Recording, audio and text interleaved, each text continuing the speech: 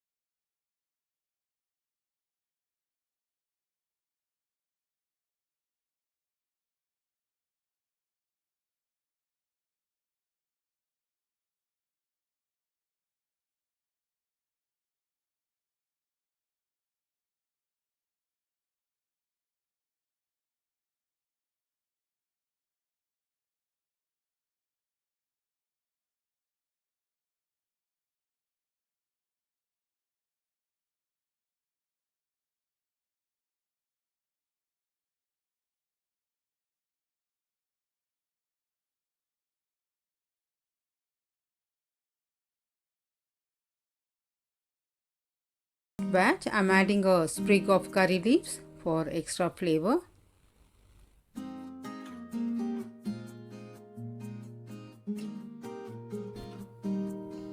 You can store this in an airtight container and these would stay good up to 2 to 3 weeks. I hope you enjoyed watching this video. If you do, please give this video a thumbs up and subscribe to Mother Nature's Recipes for more such wonderful videos. Give this recipe a try and enjoy. Thank you all so much for watching. Stay safe, stay healthy, happy cooking.